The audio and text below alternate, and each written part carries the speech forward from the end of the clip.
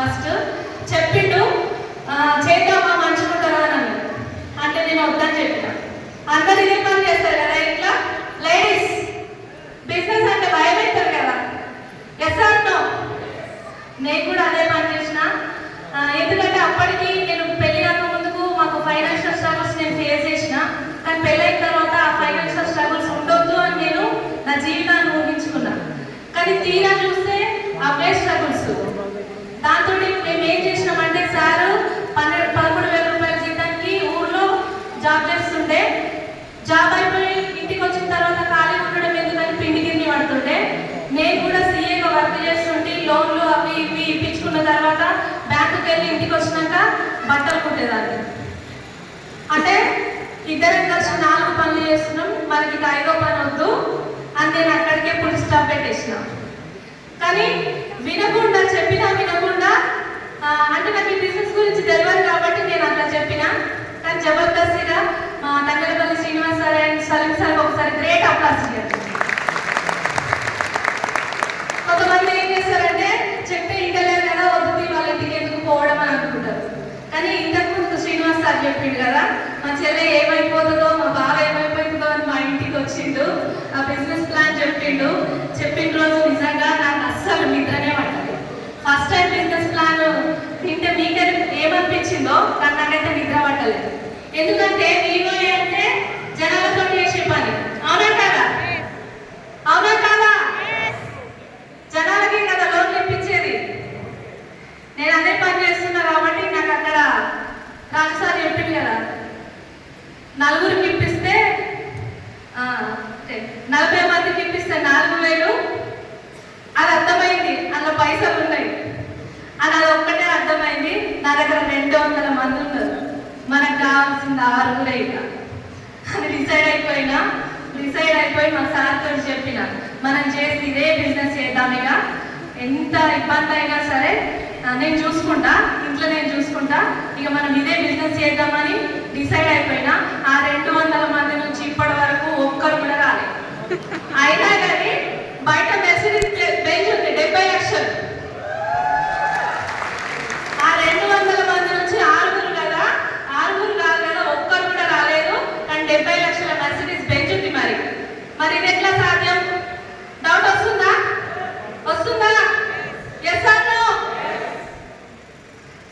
అయితే మేమేం చేసినామంటే ఎవరు చెప్పినప్పుడు వినకున్నా కానీ మా అప్లై చేయబట్టుకున్నాం. ప్రతి ఒక్క మీటింగ్ అటెండ్ అయినాం. ప్రతి ఒక్క మీటింగ్ అటెండ్ కావడమే కాకుండా ప్లాన్ టు ప్లాన్ 100,000 ప్లాన్లు చూపించుకుంటూ వచ్చినాం. ఆటోమేటిక్గా 3,000 రూపాయలు 13,000 రూపాయలు సంపాదించే వ్యక్తులు ఈరోజు కోటీశ్వర్ల కోవాలోకి వెళ్ళిపోయి. ఇంతకుముందుకు తంగలపల్లి శ్రీనివాస్ సార్ చెప్పిండు కదా, నేను ఇల్లు అమ్మేసుకున్నా, కారు అమ్మేసుకున్నా అని చెప్పిండు కదా, చెప్పిండా? ఆ టైంలో మేము కూడా ఉన్నాము. మమ్మల్ని ఏమన్నా తెలుసా, ఆయన ఇల్లు అమ్మేసుకున్నాడు, కారు అమ్మేసుకున్నాడు, మరి మీరేం అమ్మేసుకుంటారో ఆయన ఎప్పటి పోతే అని అన్నారు. కానీ మేము వాళ్ళ మాటలు పట్టించుకోలేదు, పక్కింటోళ్ళే ఎదురింటోళ్ళ మాటలు పట్టించుకోలేదు. ఆయన అడుగేసుకుంటూ నడిస్తే సార్ 3 కోట్ల ఇల్లు తీసుకున్నాడు, మేము 1.3 ఇల్లు తీసుకున్నాం. అంటే చూడండి, అప్లై మాట వింటే ఇట్లుంటది. Yes or no? బయట మాట వింటే ఇంతకు ముందు చెప్పిన కదా, నేను సీఏగా వర్క్ చేస్తున్నాను. ఆ సీఏలు ఎవరు జాయిన్ కాలేదు, గ్రూపులుగా సభ్యులు ఎవరు జాయిన్ కాలేదు, వాళ్ళు అక్కడనే ఉన్నారు. ఈరోజు నేను మెర్సిడీస్ బెంజ్లో తిరుగుతున్నాను. కొత్త గట్టి కొట్టొచ్చు తప్పదు. ఎందుకంటే 3,000 13,000 రూపాయలు సంపాదించే వ్యక్తులు మెర్సిడీస్ బెంజ్లో తిరుగుతుందంటే మామూలు విషయమా? ఒకసారి ఆలోచన చేయండి. ఈ బిజినెస్ స్టార్ట్ చేసినాక కొన్ని రోజులకు ఒక్కొక్కసారి ఇంటికాడ ఉంటాయి కదా, ప్లాన్ లేనప్పుడు మా ఇంటికి మస్తు జనాలు వస్తుండే. ఏమన్నారంటే సబ్బులు నూనెలు అమ్ముకొని గోలేదు అయ్యాలన్నారు. అప్పుడు నేనేం ఫీల్ కాలేదు. ఎందుకు అంటే 1,00,000 రూపాయలు ఇన్కమ్ వస్తుంది పని చేస్తే ఇక్కడ అనేది నాకు తెలుసు. కాబట్టి వాళ్ళ మాటలు, ఎవరి మాటలు నేను పట్టించుకోలేదు. మొన్న సర్పంచ్ ఎలక్షన్లు అయినాయి కదా, అప్పుడు మెర్సిడీస్ బెంజ్లోనే పోయినాం. ఎందుకంటే ఆ రోజు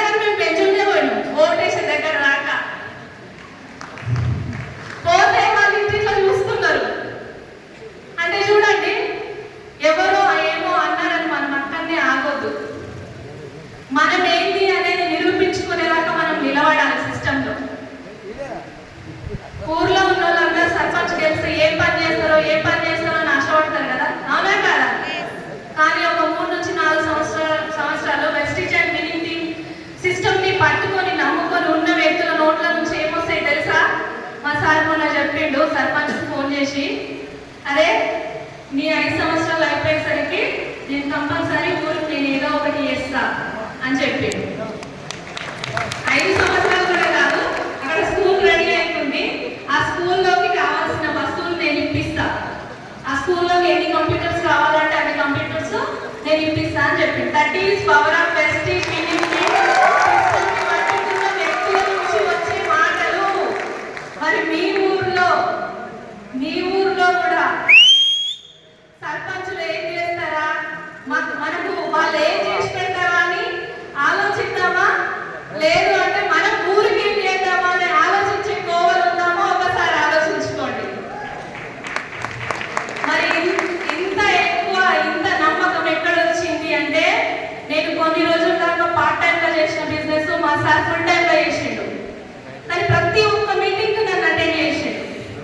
ఎందుకంటే భార్య భర్తలకు ఇద్దరికి నమ్మకం ఉంటేనే ఈ బిజినెస్ లో ముందుకు వెళ్తాం. అవునా కాదా? Yes or no? ప్రతి ఒక్క మీటింగ్ నన్ను తీసుకెళ్ళిండు. నేను ప్లాన్లకు వెళ్ళకుండా ప్రతి ఒక్క మీటింగ్ అటెండ్ అయినప్పుడు నాకు నమ్మకం వచ్చింది.